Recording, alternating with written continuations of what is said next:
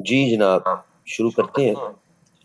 ये आपका पहला सवाल मैंने आज का लिखा है कि जी 2021 से जब से तालिबान आए हैं वहां पे, तो पाकिस्तान की जो अफगानिस्तान पॉलिसी है सिंस 2021, उसमें ऐसी कौन सी मिस्टेक्स हुई हैं हमारे से, और अब फ्यूचर ऑप्शंस पाकिस्तान के पास क्या हैं। तो इसको देखते हैं। ज़ाहिर है सीधा सीधा दो हिस्सों में डिवाइड है जवाब, लेकिन जितने अच्छे एनालिसिस आप देंगे उतना बेहतर है। हम मिस्टेक्स में बात कर लें पहले। आप पहले एक इंट्रो देना चाहें तो छोटा सा इंट्रो आप दे सकते हैं। जी पाकिस्तान अफगानिस्तान के रिलेशन हिस्टोरिकल हैं, ठीक है जी। पाकिस्तान ने हमेशा बड़ी सैक्रिफाइसेस की हैं, रशियंस को निकाला है, ठीक है जी। टेररिज्म के खिलाफ बड़ा पाकिस्तान ने एक्टिव काम किया है। 3.5 मिलियन अफगान रेफ्यूजीज को पाकिस्तान में स्टे करवाया है। लेकिन हर दौर में पाकिस्तान की जो अफगान पॉलिसी है वो बैक फायर ही की है। तो इस सवाल के जवाब में हमने यही देखना है कि वैसा क्यों हुआ है, खास तौर पे 2021 से 25 का ये जो हमारा फेज है, जब से वहां तालिबान की हुकूमत है। तो पहले जरा बड़ी कुछ मिस्टेक्स पे बात कर लेते हैं कि क्या हमसे मिस्टेक्स कमिट हो। बड़ा आसान है। हेडर्स में मैंने आपको बात बता देनी है। ये किस्से कहानियों वाले टॉपिक होते हैं। आपका हेडर या आपका आर्गुमेंट होता है। हेडर जली हरूफ में लिखा हो, नीचे 3-4 लाइनों में 5 लाइनों में एक्सप्लेन कर दे। एग्जामिनर उस आर्गुमेंट को ही आपके बाय कर लेता है। Miss reading Taliban 2.0। Pakistan miss read कर गया जी। जो तालिबान की गवर्नमेंट आई, ये पाकिस्तान के प्रो होंगे, ये अफगान सॉइल को पाकिस्तान के खिलाफ इस्तेमाल नहीं होने देंगे, ये क्रॉस बॉर्डर टेररिज्म को रोकेंगे। माजी में भी तालिबान की जब हुकूमत आई थी तो ये बड़े पाकिस्तान के साथ इनके ताल्लुकात बेहतर थे। तो अगर तालिबान की गवर्नमेंट आई है तो ये पाकिस्तान के लिए बड़ी फेवरेबल होगी। इवन उस वक्त के प्राइम मिनिस्टर ने भी फेवर किया, एस्टैब्लिशमेंट ने भी फेवर किया तालिबान की गवर्नमेंट के आने को डिप्लोमेटिकली। आसान है ना। मिस रीडिंग तालिबान 2.0 लिख सकते हैं आप, 5-6 लाइनें इसके अंदर लिख सकते हैं। ये हमारी मिस्टेक थी।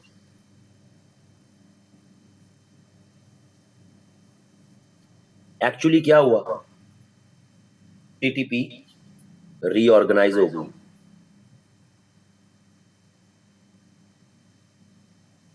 ये हमारे लिए काउंटर प्रोडक्टिव हो गया। इस एक हेडर में ये बच्चों वाली आर्गुमेंट्स है सारे, कोई बड़ी बातें नहीं है। मुझे ये लगता है ये बच्चों वाली बात। हेडर आपका स्ट्रॉन्ग हो, ठीक है जी।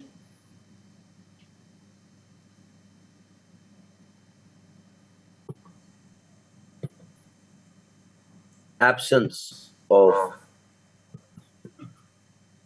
कोअर्सिव डिप्लोमेसी, ये दूसरा बड़ा हेडर है। ये तो जी अब आके 2024-25 में हमने एयर स्ट्राइक्स करना शुरू की, अब प्रॉपर हमने एंगेजमेंट्स करना शुरू की। ये अब अक्टूबर 2025 में तो इवन काबुल तक पे अटैक किए सिलेक्टेड टेररिस्ट जो टीटीपी के लोग हैं उन पे।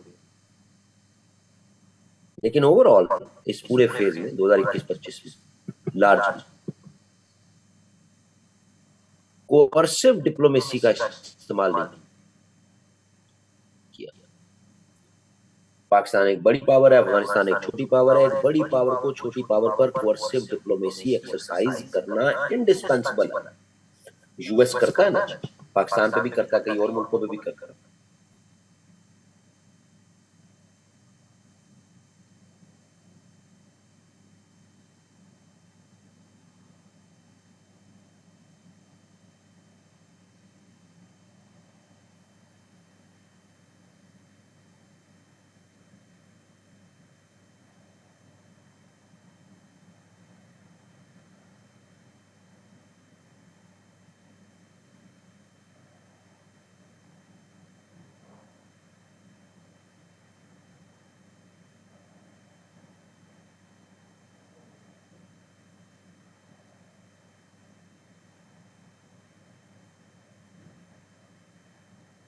जी सॉरी, नेट डिस्कनेक्ट हो गया था।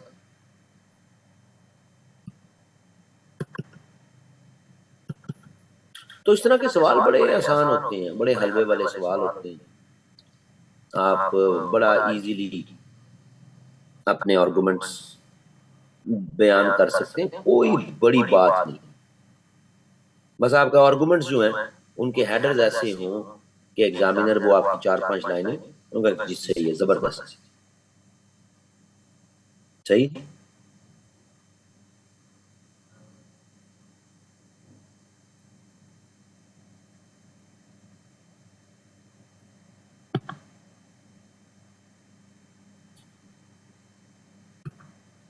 Use of border as crisis machine. Border पे इशू है, ड्यूरन लाइन पे स्मगलिंग का भी है, क्रॉस बॉर्डर टेररिज्म का भी है। दो बड़े बॉर्डर्स हैं, चमन का है और तूरखम का है। और इसके अलावा फिर पूरा ये लगभग 2600 किलोमीटर का बॉर्डर, इनफिल्ट्रेशन भी है, आना जाना भी है लोगों। तो हम प्रेशर के तौर पर इस्तेमाल करते रहे। जब कोई अनफॉर्चुनेट वाकया हुआ, बॉर्डर बंद कर, बॉर्डर बंद करने से क्या होता, चमन बंद कर दिया, तुर्खम बंद बंद कर दिया, बाकी आपका पूरा बॉर्डर तो खुला है। ठीक है, फेंसेस भी हुई हुई है लेकिन सारी तो नहीं हुई। सो इसको एक प्रेशर टैक्टिक के तौर पर जरूरत किस चीज की थी?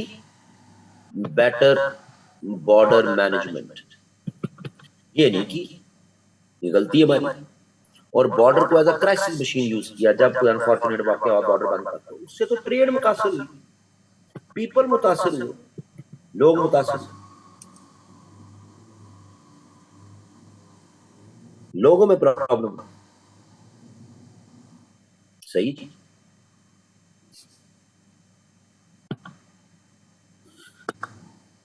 लार्जली जितनी बड़ी ट्रेड है आपकी वो चमन और तुरखम के साथ है जुड़ी हुई, बाकी जगहों पे जरा सिलेक्टेड है। तो जब भी आप बात करें, चमन बंद कर दिया, तुरखम बंद कर दिया, बाकियों को तो कई बार कोई इतना मैटर ही नहीं कर रहा था, तो एक क्राइसिस मशीन के तौर पर यूज करना।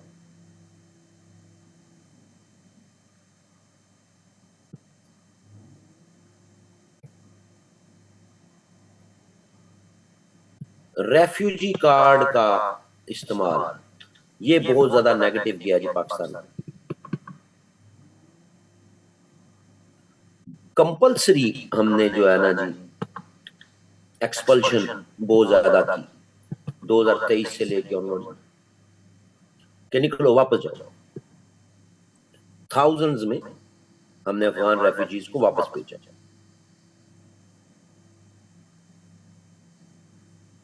इससे लोगों में नफरत पैदा हुई, अवाम अगेंस्ट होना शुरू हुई।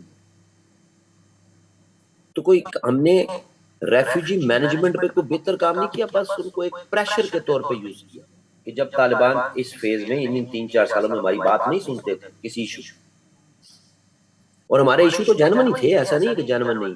टीटीपी मौजूद है, अफगान सोइल पाकिस्तान के खिलाफ इस्तेमाल हो रही है टेररिज्म के लिए, ब्ला ब्ला। तो बेहतर तो ये था ना कि हम कोई और ऑप्शन देखते, हम रेफ्यूजी कार्ड यूज करना शुरू ले जाओ अपने रेफ्यूजी वापस। मिस्टेक थी ये जी। ठीक है जी।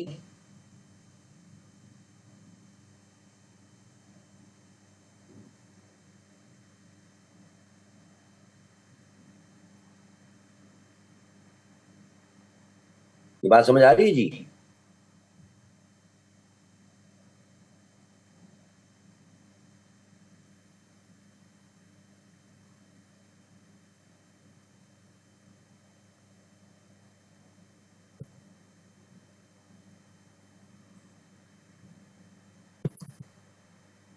इग्नोरिंग रीजनल हैच,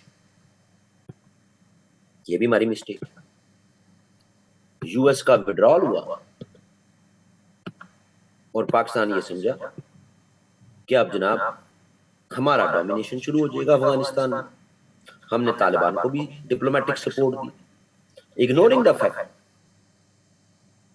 कि जनाब जो रीजनल हेज है, जिसमें ईरान भी है, जिसमें चाइना भी है, ऊपर रशिया भी है, इवन इंडिया भी है, सब अफगानिस्तान में एक हार्ट ऑफ एशिया कहते हैं ना ये, as a geostrategic location के तौर पर हार्ट ऑफ एशिया कहते हैं। तो सब अपना अपना रोल तो डेफिनेटली प्ले किया सबने। किसी ने इन्वेस्टमेंट की मद में, किसी ने काउंटर टेररिज्म की मद में, किसी ने स्ट्रेटेजिक पार्टनरशिप, किसी ने ट्रेड की मद में। सो हम ये अंडर एस्टिमेट कर गए कि पाकिस्तान के अलावा और कोई रीजनल हैज जो है ना जी, वो इसमें वो इग्नोर द रीजनल हैज पूरे का पूरा। तो ये वो कुछ गलतियां हैं कि जिसकी वजह से स्लोली एंड ग्रेजुअली ना सिर्फ अफगान गवर्नमेंट बल्कि नाउ अफगान पीपल भी बहुत ज्यादा हेट्रेड रखना शुरू हो गए आपकी तरफ।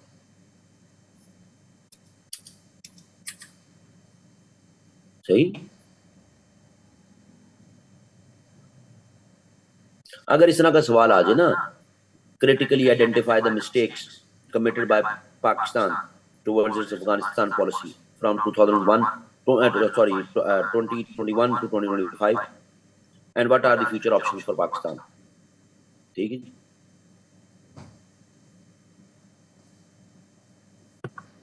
क्या करें फिर, क्या फ्यूचर ऑप्शन है। तो यहां बता दें विद अक्टूबर जो है वो 2025, इसमें तो पिछले 4-5 सालों में सबसे बड़ी मैसिव लेवल पर फाइटिंग हो गई, जिसको एक sort of war he declare किया गया।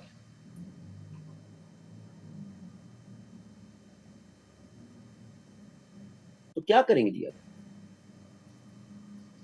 अब क्या ऑप्शन है।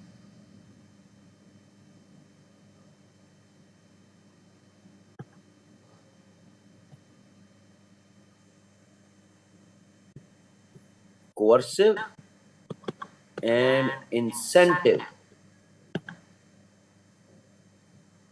based डिप्लोमेसी, प्रेशराइज भी करें, इंसेंटिवाइज भी करें। ये कैसे होगा? अपने अफगानिस्तान के दरमियान इश्यूज को कोडिफाइड करें,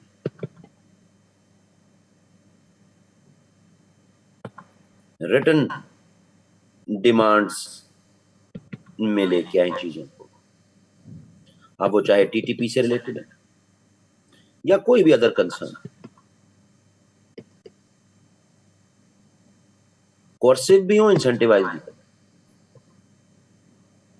तो इश्यूज को उसमें कोडिफाइड करें।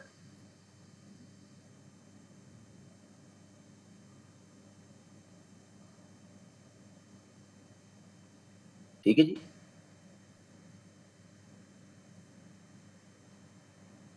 इनमें क्वेश्चन आ गया आपका, इंसेंटिव देने,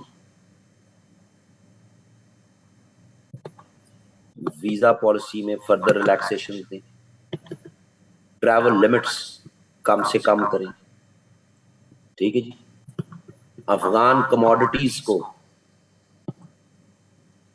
रिलैक्स करें, उनके लिए ड्यूटी रिड्यूस करें।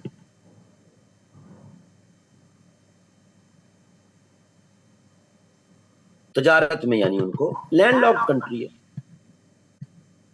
उसमें उनको फैसिलिटेट करें, बट साइमल्टेनियसली अपने इश्यूज भी प्रेस करते जाएं।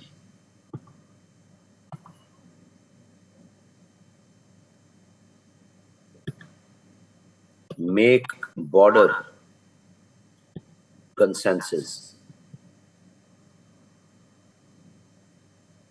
अफगानिस्तान में कोई भी गवर्नमेंट आए वो ड्यूरन लाइन के इशू को यूज करती है अपनी अवाम में अपनी मकबूलियत के लिए। हालांकि Durand law is equal to international law है, equivalent to international law British कर गए थे। और इंटरनेशनल लॉ ये कहता है कि कोई भी कॉलोनियल पावर अगर नेबरिंग कंट्री के साथ कोई डील कोई एग्रीमेंट कर गया तो वो उसके बाद भी वो जारी रहेगी। तो अंग्रेज करके गए थे, तो एज पर इंटरनेशनल लॉ ये जारी रहेगी। तो मेक बॉर्डर कंसेंसस, ये जो ड्यूरेंट लाइन के इशू पर कोई भी अफगान गवर्नमेंट आए, चाहे तालिबान की आए चाहे जिसकी भी आए, वो इसको हाईलाइट किए रखते हैं अवाम में अपनी मकबूलियत बनाने के लिए अपने मुल्क। ठीक है जी। इस इशू को वन फॉर ऑल हल करना बहुत जरूरी है।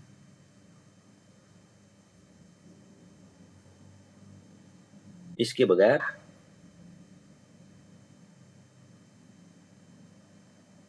बॉर्डर मैनेजमेंट नहीं हो सकती। अगर आपने इफेक्टिव बॉर्डर मैनेजमेंट करनी है तो आपके इस इशू पर कंसेंसस बनाना पड़ेगा।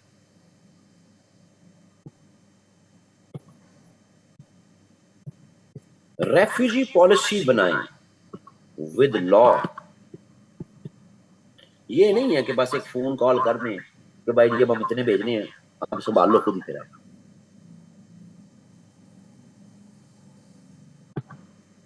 इसके फेजेस बनाएं।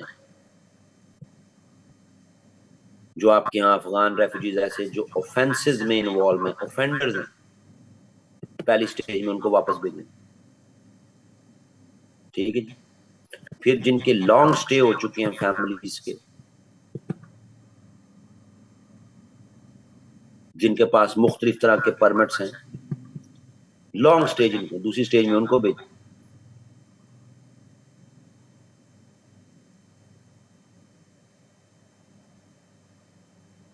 ठीक है जी। यानी और इसी तरह so on and so fourth. जिनके पास यूएनएचसीआर की रजिस्ट्रेशन है उनको इमीडिएटली फोर्स मत करें। सही है।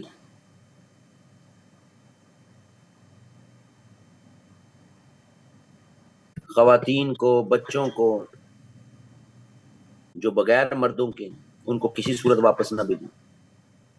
तो एक प्रॉपर ऑर्गेनाइज्ड रेफ्यूजी पॉलिसी बनाएं, ना कि इसको एक टूल के तौर पर इस्तेमाल करें, बस भेज दें जी, इनको प्रेशर बनाना है अफगान हुकूमत पे क्योंकि हमारी बात नहीं मानते।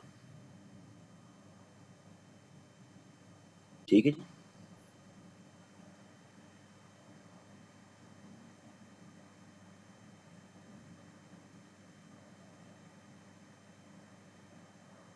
बात समझ आ रही है जी।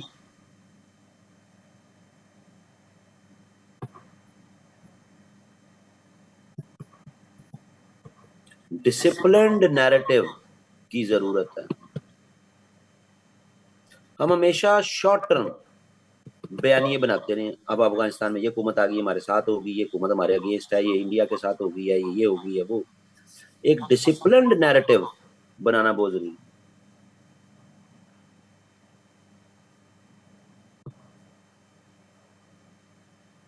माजी में हमने कोशिशें की हैं, जैसे peaceful Afghanistan, comma prosperous Pakistan, ये माजी में हमने नैरेटिव बनाया।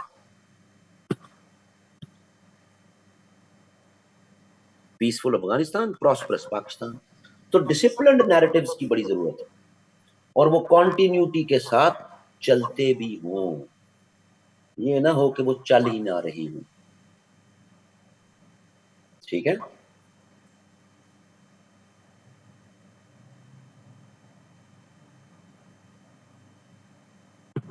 And most important, addressing Afghanistan prisoners dilemma. ये हेडर मुझे आपको बताने की जरूरत नहीं। वो मिसट्रस्ट करते हैं आप पे, हमारी ही गलत पॉलिसीज की वजह से मिसट्रस्ट करते हैं। आप सीएसएस का पेपर दे रहे हैं, कोई आप ये नहीं कह रहे कि दो कौमी नजरिया या आइडियोलॉजी पाकिस्तान के खिलाफ बात कर रही। ठीक है, आप बात कर सकते, कोई मसला नहीं, क्रिटिकली इवैल्यूएट करना आप कर सकते। अब ये देखें ना, अब ये 4-5 आप सोल्यूशन, ये तो यहाँ मैंने छोटा छोटा हेडर करके लिखा है ना, बात बताइए आपको। आप जब अपनी जुबान में इसको लिखेंगे, इन आर्गुमेंट्स को लिखेंगे, आराम से सवाल बन जाना। कोई कोई रॉकेट साइंस ही ऐसी, सीधी सीधी बात है, कोई रॉकेट साइंस नहीं। 20 नंबर का सवाल आराम से निकल जाना। यूनिक हेडर हैं, यूनिक आर्गुमेंट्स हैं, आर्गुमेंट्स तगड़े होने चाहिए बस आपके। हाँ, कोई एक आधा आप साथ ऐड भी करना चाहें, मुझे कोई वो नहीं है, प्रॉब्लम नहीं है, आप कर सकते।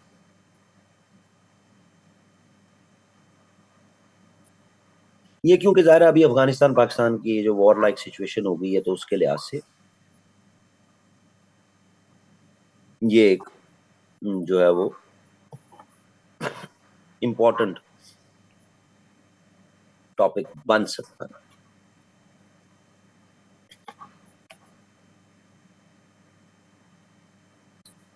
सही है।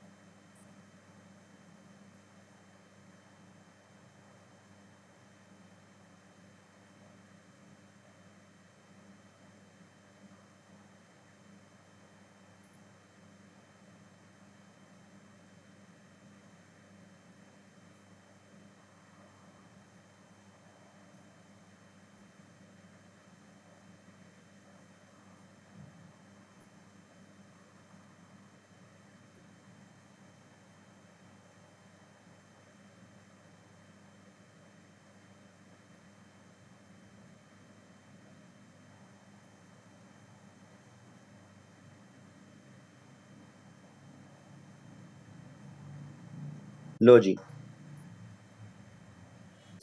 अब इसी तरह दूसरा सवाल भी देख, वो भी हम क्रिटिकली इवैल्यूएट ही करने जा रहे हैं। आज का दूसरा सवाल हमारा, आपने बड़ा नाम सुना होगा, सस्टेनेबल डेवलपमेंट गोल्स। अब वो आपसे ये तो नहीं कह सकता कि जनाब सारे सस्टेनेबल डेवलपमेंट गोल्स बताओ। 17 गोल्स हैं, उनकी डिटेल्स बताओ, फिर उनका एनालिसिस बताओ।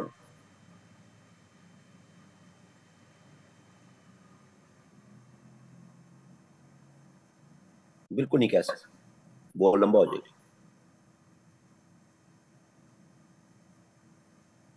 तो आपको यही पूछ सकता है, वो क्रिटिकली इवैल्यूएट करें, एस्टिमेट करें, एनालाइज करें। ठीक है जी, कह सकता है। बात ये 2015 में ये अडॉप्ट किए गए थे sustainable development goals. Target year 2030 था जी। 17 गोल्स थे और इनके 169 टारगेट्स इन गोल्स में, किसी में कम किसी में ज्यादा। इसमें जो की एरियाज, अब जरा 17 के 17 गोल्स तो नहीं रट्टे मार के वहां लिखने ना। 17 गोल लिखेंगे आप तो 20 नंबर का सवाल का टाइम पूरा हो जाएगा। उसने रिप्रोड्यूस तो नहीं करवाना वहां पे आपका नॉलेज, कोई 10वीं का पेपर तो नहीं हो रहा। सस्टेनेबल डेवलपमेंट गोल्स तहरीर करें, 17 आपने तहरीर कर दिए, एक नंबर इंट्रोडक्शन का, एक कंक्लूजन का और एक खुशखती का, तो लो जी 20 नंबर हो गए। ऐसे तो नहीं है ना, ये सीएसएस की दुनिया, यहाँ ऐसा नहीं होता जी। हाँ, अपने नॉलेज के लिए आप 17 गोल्स को देखें, ऑनलाइन पढ़े हुए हैं, याद करना चाहें, रट्टा मारना चाहें, क्योंकि इससे रिलेटेड कोई भी ऐसे आ जाए, लेट से एजुकेशन से रिलेटेड आ जाए, हेल्थ से रिलेटेड आ जाए, क्लाइमेट से रिलेटेड आ जाए, आप उसमें वो पर्टिकुलर सस्टेनेबल डेवलपमेंट गोल उसका हवाला दे सकते हैं, अच्छा इंप्रेशन पर। लेकिन 20 नंबर के सवाल में तो नहीं कि आप पूरे लिखें, तो टाइम जाया करने वाली बात है। लेकिन आप बता दें की एरियाज में जनाब पॉवर्टी है, एजुकेशन है, हेल्थ है, इनइक्वालिटी है, क्लाइमेट है, फूड है, एक्सेट्रा एक्सेट्रा की एरिया।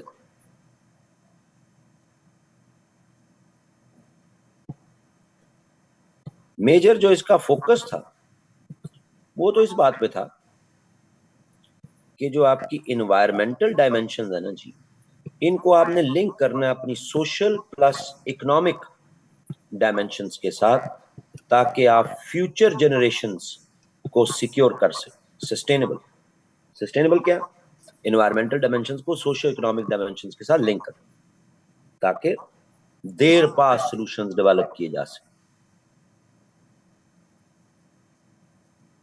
ठीक है जी।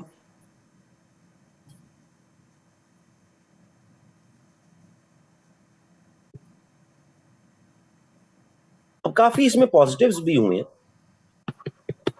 अच्छे पहलू भी हुए हैं। मसलन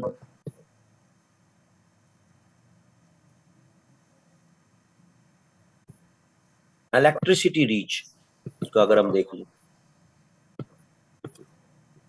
इलेक्ट्रिसिटी रीच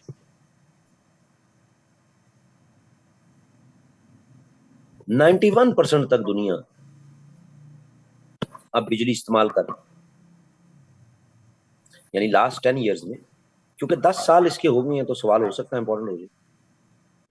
800 मिलियन लोगों को बिजली की सहूलत मिली है रिन्यूएबल एनर्जी की वजह से, गैस और तेल से नहीं, renewable energy, solar, wind mill, blah ब्ला।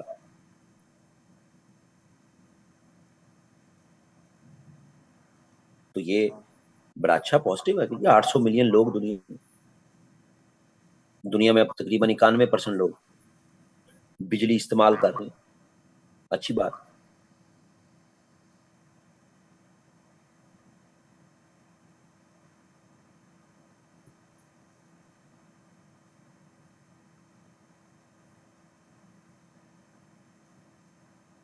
सही है।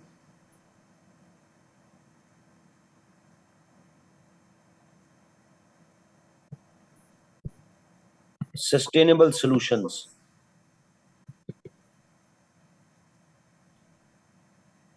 एक्सेप्टेबिलिटी बनती जा रही। इससे पहले मिलेनियम डेवलपमेंट गोल्स आए थे तो सस्टेनेबल सॉल्यूशंस नहीं थे, ये बात डोनेशंस पे काम चल रहा था, डोनेशन आया, काम किया, अल्लाह खैर से। अब सस्टेनेबल सॉल्यूशन, जहां जहां डिजीजेस के इश्यूज हैं, बीमारियां, वहां वहां फार्मा कंपनीज अब सिर्फ दवाइयां नहीं तकसीम कर रही, फार्मा कंपनी वहां प्रोडक्शन कर रही, दवाइयां भी मिल रही हैं, रोजगार भी मिल रहा है।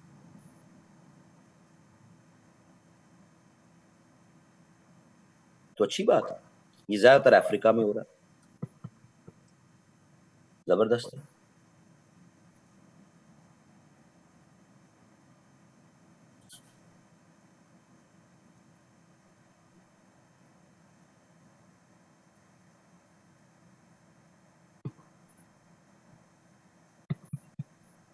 Political will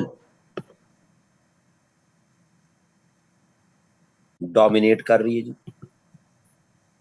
one way there. Last 10 years को अगर देखा जाए तो आज की दुनिया में 145 ऐसे कंट्रीज हैं जहां पर जिस भी तरह की है लेकिन डेमोक्रेसी है।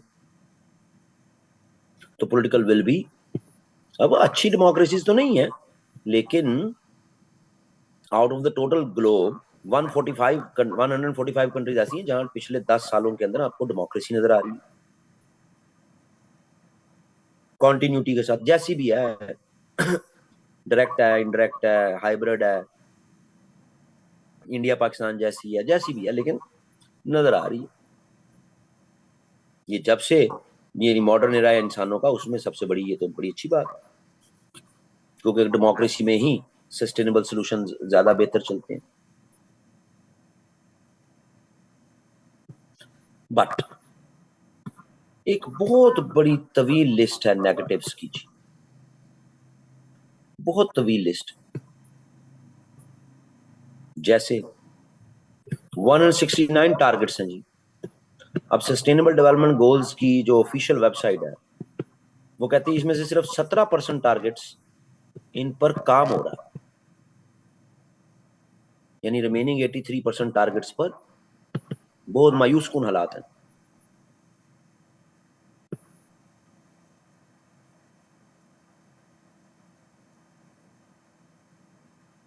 और होंगे भी मायूस कुन। टारगेट्स ही कुछ ऐसे अननेचुरल है, जैसे यूनिवर्सल प्राइमरी कंप्लीशन, 5 जमातें बच्चे को पढ़ानी है आपने। अब आप जबरदस्ती तो ठीक है, आप माहौल दे सकते हैं, जबरदस्ती तो कंप्लीट नहीं करा सकते कि हर हाल में करो। ये कोई डेवलप्ड कंट्री में तो आपने सस्टेनेबल डेवलपमेंट गोल ज्यादा नहीं ना चलाने, लो इनकम कंट्रीज में चलाने हैं, पुअर कंट्रीज में चलाने हैं, तो वहां इंप्लीमेंटेशन के इश्यूज हैं। आप जितना मर्जी साजगार माहौल दे दें, यूनिवर्सल प्राइमरी कंप्लीशन कोई नहीं करवाता अपने बच्चे को, आपको उसको सजा तो नहीं दे सकते ऐसे कंट्रीज में जहां इशू ही फूड का है, पीस का है।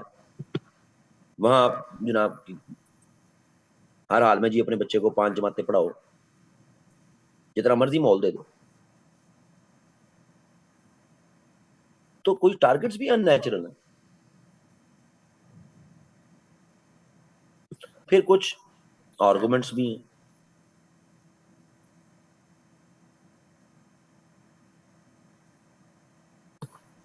नॉन बाइंडिंग नेचर है जी, यानी अगर कोई गवर्नमेंट अबाइड बाय नहीं करती तो उस पर क्या कोई सैंक्शन है, क्या कोई सजा है? नहीं अबाइड बाय करती, कोई दुनिया की गवर्नमेंट लीगली अकाउंटेबल नहीं है कि वो 17 के 17 गोल्स को क्यों नहीं फॉलो कर रही। सो ये इसकी एक बहुत बड़ी वीकनेस है, असर्टिव नहीं है ना काम, नॉन बाइंडिंग प्रॉब्लम।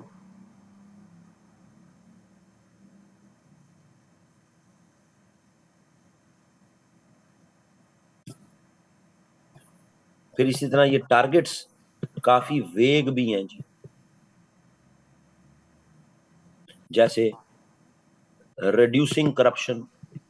भाई कहाँ कितनी करप्शन, कहाँ की करप्शन? टारगेट है 169 टारगेट्स में से एक टारगेट।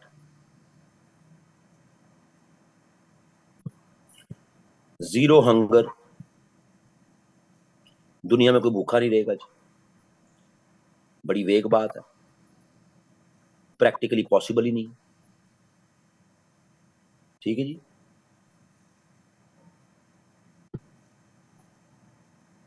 फिर ये टू मच गोल्स हैं जी। देखिए जी, मिलीनियम डेवलपमेंट गोल्स 8 गोल थे जो ये 2000 में आए थे। ये उठा के आपने 17 गोल्स बना दिए, और हर गोल के अंदर फिर 10-10, 5-5 मुख्तलिफ टारगेट्स, 169 टारगेट्स। यहाँ टारगेट्स ही थोड़े से थे, तो 20 प्लस टारगेट्स थे, 16, 8 गोल्स के अंदर मिला के, ज्यादा नहीं थे, थोड़ी थे। सो इतना बड़ा जो डोमेन बना दिया, ये to many goals.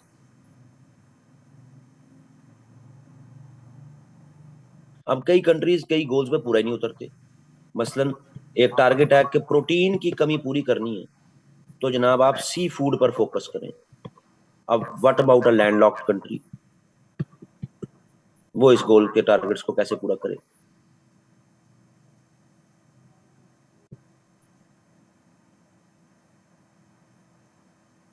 So goals ही बहुत ज्यादा बना दिए हैं।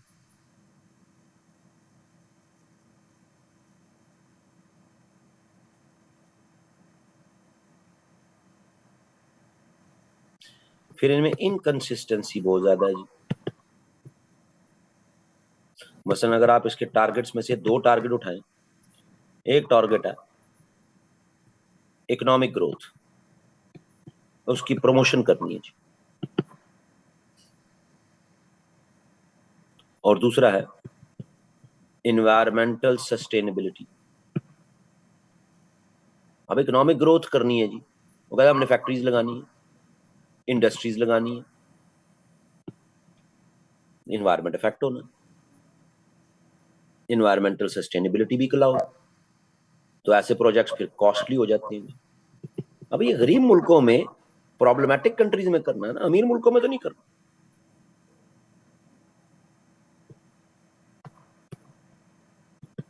डाटा मेजरमेंट के इश्यूज हैं जी। जो कंट्रीज ने आपको डाटा दे दिया है, आपने उसी को यस कर लेना, तस्लीम कर लेना। कंट्रीज का प्रोवाइड करदा डाटा रिलायबल नहीं होता। ये अभी की बात नहीं है, 2015 में जब मिलेनियम डेवलपमेंट गोल्स भी थे, तो पाकिस्तान जैसे कंट्री ने एक गोल था इसमें, यूनिवर्सल प्राइमरी एनरोलमेंट, उसमें एनरोलमेंट था। सस्टेनेबल डेवलपमेंट गोल में कंप्लीशन का वर्ड है, तो यूनिवर्सल प्राइमरी एनरोलमेंट पाकिस्तान ने 2015 की अपनी रिपोर्ट में कहा था, हमने 100% यूनिवर्सल प्राइमरी एनरोलमेंट कर लिया है। इन बच्चों के लिए आप बुक्स लेनी है, यूनिफॉर्म लेनी है, ले आओ पैसे दो।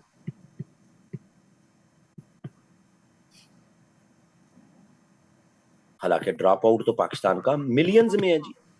आउट ऑफ स्कूल बच्चा 2 करोड़ बच्चा आउट ऑफ स्कूल है जी। तो ये कैसे कर दिया? अभी भी यही हो रहा। तो हुकूमतों ने डाटा देना है, ज्यादातर लो इनकम कंट्रीज हैं, डेवलपिंग कंट्रीज हैं, इन्होंने तो डाटा ही आपको ऐसा देना कि लो जी हमने काम कर दिया, अब और पैसे दो ताकि हम अगला काम कर सकें।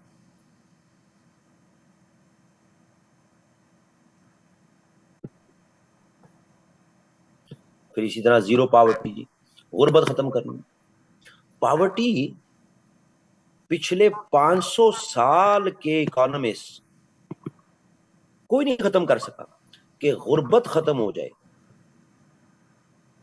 ये नहीं हो सकती जी। ये कोई ना कोई किसी ना किसी पराये में तो उसने गरीब रहना ही है ना जी। ये ऐसा नहीं हो सकता, इरैशनल इलॉजिकल क्लेम है जी। फिर इसके बाद जो मेजरमेंट का एनालिसिस है, ये मिलेनियम डेवलपमेंट गोल में भी मसला था, ये सस्टेनेबल डेवलपमेंट गोल में भी। आपको सारी दुनिया से डाटा इकट्ठा आया, आपने उसकी बुनियाद पर दुनिया की एवरेज बना। अब डाटा देने में आपको यूरोप के कंट्रीज भी हैं, ग्लोबल नॉर्थ के कंट्रीज हैं, उनका डाटा बेहतर, बाकियों का जरा कम, लेकिन एवरेज में जाहिर है चीजें, वो ट्रू पिक्चर तो रिफ्लेक्ट ही नहीं होनी। रीजनल बेसिस पे डाटा रिफ्लेक्ट होना चाहिए, यानी पूरे एशिया का डाटा, ये भी पॉसिबल नहीं कि आप वो एवरेज बना लें। आप मिडिल ईस्ट की अलहदा बनाएं, साउथ एशिया की अलहदा बनाएं, सेंट्रल एशिया की अलहदा बनाएं, फार ईस्ट की अलहदा बनाएं, मुख्तलिफ कैटेगराइजेशन हो, यहाँ पॉवर्टी कितनी, यहाँ कितनी, यहाँ कितनी, आप ओवरऑल एक ही क्लीन स्वीप कर। जैसा कि इलेक्ट्रिसिटी का पॉइंट है, 91% आबादी दुनिया की इलेक्ट्रिसिटी इस्तेमाल कर रही, तो जाहिर है 100% ही बनना है ना डेवलप कंट्रीज में, कई और जगह। तो व्हाट अबाउट क्या कि अफ्रीका में वहां कितने परसेंट है जो इलेक्ट्रिसिटी इस्तेमाल नहीं कर? तो डाटा के साथ बस मैनूवरिंग हो रही।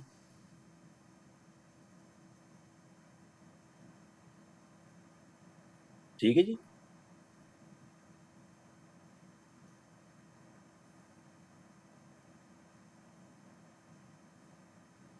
तो ये बुनियादी तौर पर कंक्लूजन में आप कह सकते कि ये उस दौर की पैदावार है 1995 से 2015, जिसमें मिलेनियम डेवलपमेंट गोल्स भी बने 2000 में, जिसमें सस्टेनेबल डेवलपमेंट गोल्स पे 2010 से काम शुरू हो गया था, 15 में आ गए।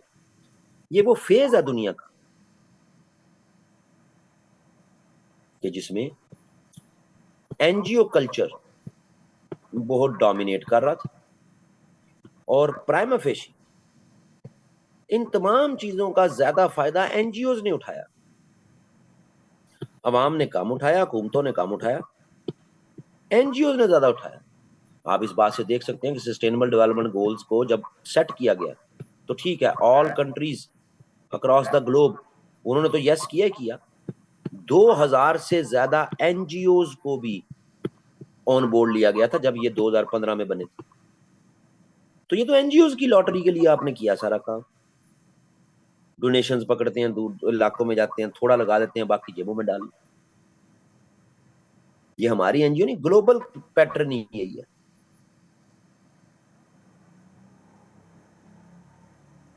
सो इस तरह के जो होलिस्टिक एक ग्लोबल लेवल पर जो सॉल्यूशंस होते हैं ना जी डेवलपमेंट के, ये कभी भी अपने टारगेट्स पूरे नहीं करते। ना मिलेनियम डेवलपमेंट गोल्स ने को टारगेट पूरा किया, और सस्टेनेबल डेवलपमेंट गोल्स तो आपको नजर आ रहे हैं कि इसके 17% टारगेट्स ही अभी तक काम करते नजर आ रहे हैं बेहतर तौर पर, बाकी तो वो भी नहीं। डेवलपमेंट हमेशा रीजनल स्पेसिफिक होती है, रीजन के मसाइल, प्रॉब्लम, उसके रिसोर्सेज को सामने रखते हुए, ना कि ग्लोबल लेवल पर। ग्लोबल मॉडल ऑफ डेवलपमेंट ये सस्टेनेबल ही नहीं। रीजनल मॉडल्स, जिन रीजन्स ने अपने रीजनल मॉडल बना लिए वो बेहतर है। आसियान बेहतर है, यूरोपियन यूनियन बेहतर है। तो रीजनल मॉडल जो है वो डेवलपमेंट के वो बनने चाहिए। ये इंटायरली फलसफा ही प्रॉब्लमेटिक। तो ये तो अब 2030 बताएगा कि 2030 में जब ये एंड होंगे तो क्या दुनिया इसी फ्यूचर में इसी पैटर्न पे चलेगी, या ये गोल्स भी डिसेंट्रलाइज्ड हो जाएंगे। तो ये तो फ्यूचर 2030 में बताएगा। राइट नाउ ये स्केप्टिक ही है जी बात कि ये किसी भी तरह की कोई बड़ा लैंडमार्क अचीव कर लेंगे। इसलिए हम कह रहे हैं कि हमको पैसिमिस्ट हो रहे हैं। इससे पिछले जो मिलेनियम डेवलपमेंट गोल्स थे जो सन 2000 में आए थे, 2015 उनका टारगेट ये था, वो भी तो पूरे नहीं हो सके। तो आपने फिर सस्टेनेबल डेवलपमेंट गोल का नाम दे दिया।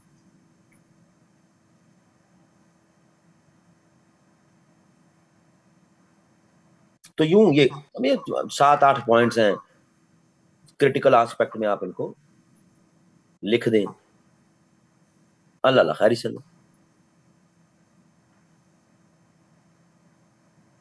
वो समझ आ रही है बात की?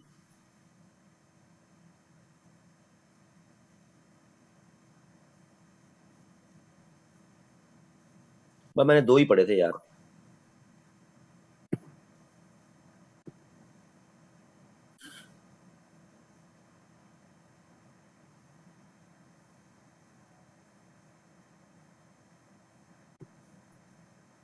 कल मिलते हैं जी फिर। Take care. अल्लाह हाफिज।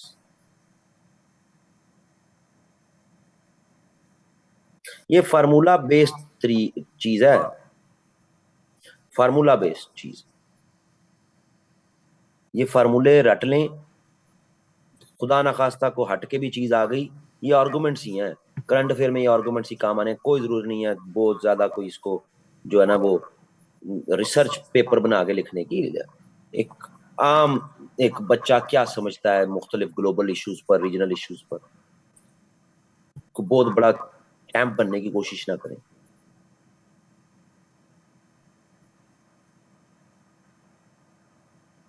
ओके,